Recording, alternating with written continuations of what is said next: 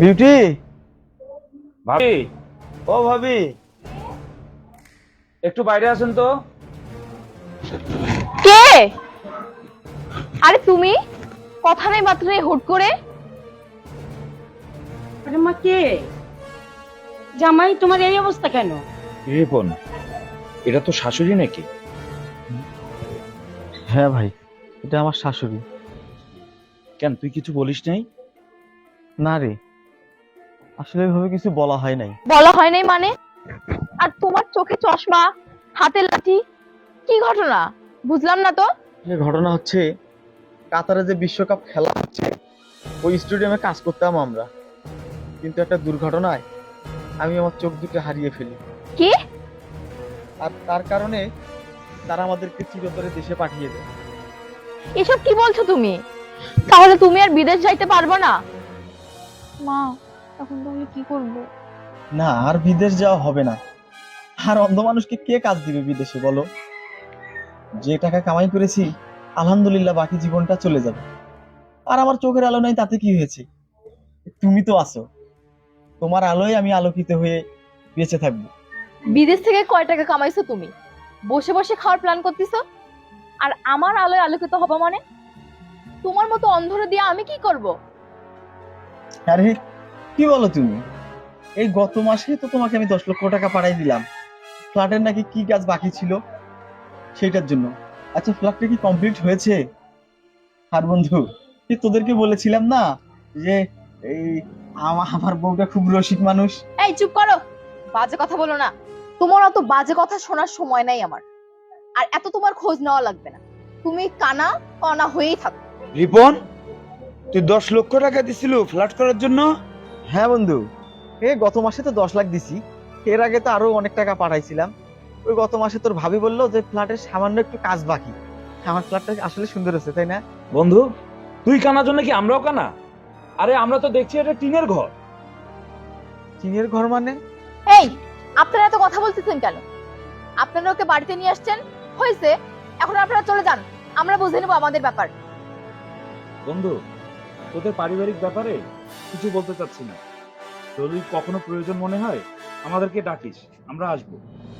ভালো থাক। আচ্ছা বন্ধু। তোমার মতো কানা জামাইকে নিয়ে কি করব? আর তোমার বন্ধুরা এত কথা বলে কেন? কি বলেন আম্মা এসব আপনি? যারা এত দূর থেকে কষ্ট করে আমাকে বাড়িতে নিয়ে আসলো, তাদের সঙ্গে তো একটু ভালো করে কথা বলা যাইতো। এই তুমি এখন চুপ থাকো তো। আসলে আমি আশা থেকে তুমি বিরক্ত। আমার বন্ধুরা এত কষ্ট করে আমাকে বাড়ি পর্যন্ত নিয়ে আসলো, তুমি তাদের সঙ্গে একটু ভালো করে কথাও বললে না। তাদেরকে বসার কথা বলা তো দূরের কথা, দূর দূর করে তাড়িয়ে দিলে। ওরা কি ভাববে বলো? আসলে তোমার সমস্যাটা কোথায় আমি বুঝতে পারতেছি না। সমস্যা কি বোঝো না? এতদিন বিদেশে ছিলা, ভালোই ছিলা, অন্ধ হয়ে দেশে আসছো, এখন আমার মেয়েকে কে দেখবে? এই শোনো, তোমার এত ফ্যাবলেস শোনার আমার সময় নাই। আর তুমি টাকার হিসাব চাইছো না? ফ্ল্যাট আমি ঠিকই কিনছি, কিন্তু সেটা আমার নামে, আর তাও আবার শহরে। আর তোমার এই বন্ধুরা বললো না এটা 3 সেট বাড়ি। হ্যাঁ, এটা 3 সেটেই বাড়ি। আর তুমি তো একটা কানা, তোমাকে বললেও কি না বললেও কি, তাই তোমাকে সত্যিটা বলেই দিলাম। শোনো, বেশি বাড়াবাড়ি করিও না। আমি তোমাকে যা বলি তাই শোনো। ঠিক বলছিস। আর তোমাকেও বলি, ঠিক যত বুঝবা, যত বেশি কথা বলবা, তোমার জন্য ক্ষতিকর। আম্মা, আপনি কি বলছেন এসব? আমি তো আপনার মেয়ের জামাই, আর আমার টাকাই তো আপনাদের সংসার চলে। আমার টাকা দিয়েই তো আপনারা চলতেন, আর আপনিও এসব বলছেন? এই, তোমাকে বললাম না কম কথা বলতে? আরে এই, জামাইকে বুঝা, আমার বাসায় থাকতে হলে আমার কথা মতো চলতে হবে। আম্মা, শেষ পর্যন্ত আপনিও আপনার মেয়ের সঙ্গে তাল মিলাইলেন।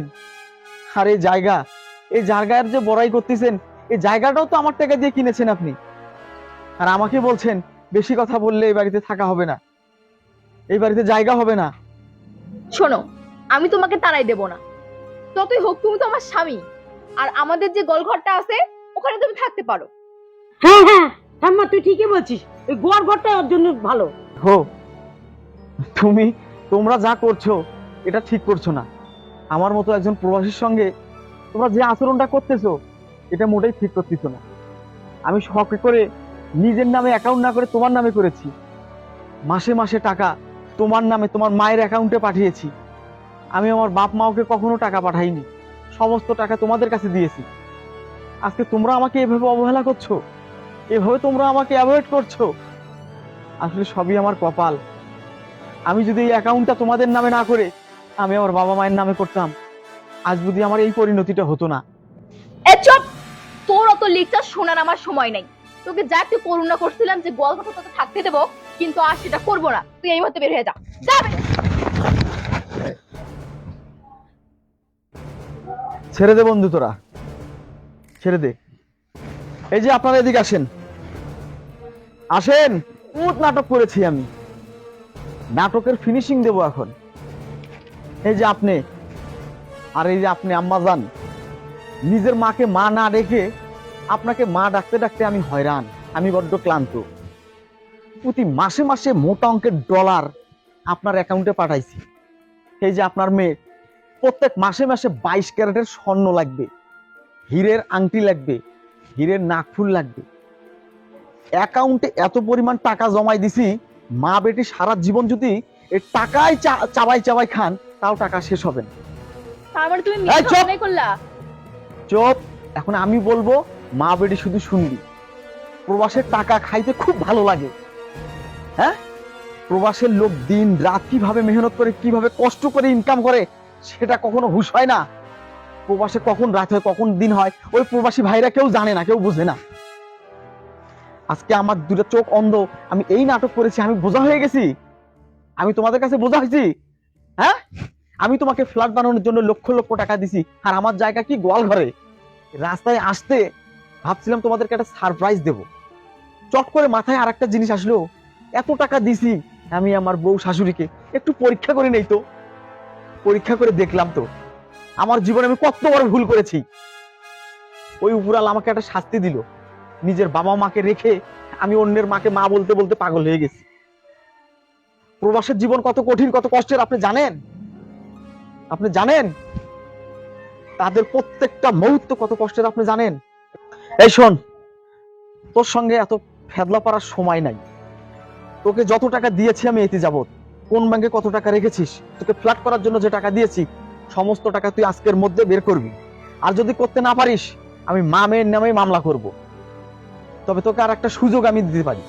তুই যদি আমার ঘর করতে চাস, আমার সংসার করতে চাস, ওই প্রবাসীরা যেমন হাঁ করে তাকায় থাকে, প্রবাসীর বউরা যেমন হাঁ করে তাকায় থাকে আমার স্বামী কবে আসবে বিদেশ থেকে, সেই রকম অবহেলিত ভাবে যদি থাকতে পারিস তাহলে থাকবি, না হলে তোর এখানে থাকার কোনো দরকার নাই।